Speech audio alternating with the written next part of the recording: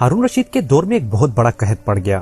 اس قحط کے اثرات سمرقند سے لے کر بغداد تک اور کوفہ سے لے کر مراکش تک ظاہر ہونے لگے۔ ہارون رشید نے اس قحط سے نمٹنے کے لیے تمام تدبیریں آزما لی۔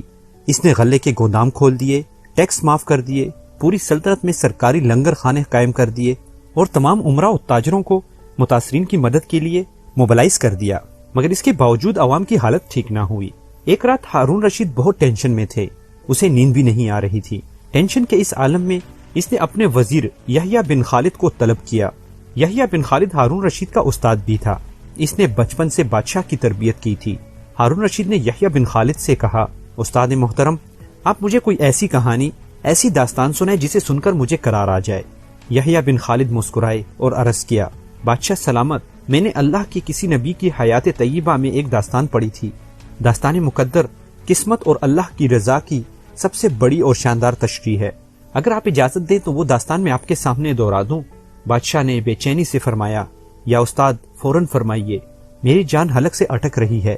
یحییٰ بن خالد نے عرض کیا، کسی جنگل میں ایک بندریہ سفر کے لیے روانہ ہونے لگی۔ اس کا ایک بچہ تھا، وہ بچے کو ساتھ نہیں لے جا سکتی تھی، چنانچہ وہ شیر کے پاس گئی اور اس سے عرض کیا، جناب آپ جنگل کے بادشاہ ہیں، میں سفر پہ روانہ ہونے لگی ہوں، میری خواہش ہے کہ آپ میرے بچے کی حفاظت اپنے ذمے لے لیں۔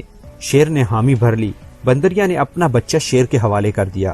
شیر نے بچہ اپنے کندھے پر بٹھا لیا، بندریہ سفر پہ روانہ ہو گئی۔ اب شیر روزانہ بندر کے بچے کو کندھے پر بٹھاتا اور جنگل میں اپنی روزمرہ کے کام کرتا رہتا۔ ایک دن وہ جنگل میں گھوم رہا تھا کہ اچانک آسمان سے ایک چیل نے ڈائی لگائی، شیر کے قریب پہنچی، بندریہ کا بچہ اٹھایا اور آسمان میں گم ہو گئی۔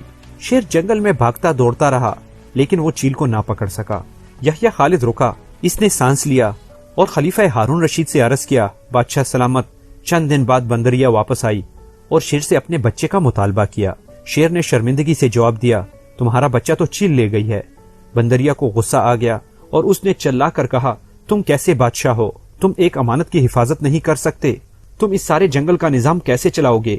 شیر نے افسوس سے سر ہلایا اور بولا، میں زمین کا بادشاہ ہوں، اگر زمین سے کوئی آفت تمہارے بچے کی طرف بڑھتی تو میں اسے روک لیتا، لیکن یہ آفت آسمان سے اتری تھی اور آسمان کی آفتیں صرف اور صرف آسمان والا ہی روک سکتا ہے۔ یہ کہانی سنانے کے بعد یحییٰ بن خالد نے ہارون رشید سے عرض کیا، بادشاہ سلامت، قحط کی یہ آفت بھی اگر زمین سے نکلی ہوتی تو اسے آپ روک لیتے۔ یہ آسمان کا عذاب ہے، اسے صرف اللہ تعالیٰ روک سکتا ہے، چنانچہ آپ اسے روکنے کے لیے بادشاہ نہ بنے، فقیر بنے، یہ آفت رک جائے گی۔ دنیا میں آفتیں دو قسم کی ہوتی ہیں، آسمانی مصیبتیں اور زمینی آفتیں۔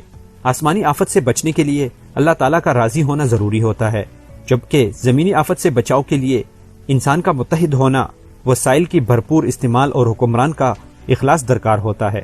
یحییٰ بن خالد نے ہارون رشید کو کہا تھا، آسمانی آفت اس وقت تک ختم نہیں ہوتی جب تک انسان اپنے رب کو راضی نہیں کر لیتا۔ آپ اس وقت کا مقابلہ بادشاہ بن کر نہیں کر سکیں گے، چنانچہ اپنے آپ کو فقیر بنائیں، اللہ کے حضور گر جائیں، اس سے مدد مانگیں۔ دنیا کے تمام مسائل اور ان کے حل کے درمیان صرف اتنا فاصلہ ہوتا ہے جتنا ماتھے اور جائے نماز میں ہوتا ہے، لیکن افسوس ہم اپنے مسائل کے حل کے لیے 7 سمندر پار تو جا سکتے ہیں، لیکن ماتھے اور جائے نماز کے درمیان موجود چند انچ کا فاصلہ طے نہیں کر سکتے۔ میرے دوستو، اس کہانی سے مراد یہ ہے کہ اللہ بھی ہم سے اس وقت ناراض ہے۔ پوری دنیا کے اوپر ایک چھوٹے سے وائرس کو ایسے مسلط کر دیا ہے کہ تمام دنیا کو روک کے رکھ دیا۔ تمام دنیا کے کاروبار رک گئے، اسٹاک ایکسچینج رک گئی، یہاں تک کہ لوگوں کی بازاریں، دکانیں اور روزمرہ کی زندگی بھی رک گئی ہے۔ جب کوئی شخص کسی سے ناراض ہوتا ہے تو اسے اپنے گھر میں بلانا بھی پسند نہیں کرتا۔ آپ اس چیز کا اندازہ اس سے لگا لیں کہ اللہ ہم سے ناراض ہے کہ ابھی خانہ کعبہ کے اندر بھی لوگوں کے جانے پر منع کر دیا گیا ہے۔ اس لیے ہمیں چاہیے کہ اپنے رب کی طرف متوجہ ہوں اور اپنے رب سے اپنے گناہوں کی مغفرت مانگیں تاکہ اللہ ہم سے راضی ہو اور ہمارے ان تمام آفات کو ہم سے دور کرے۔ آمین ثم آمین۔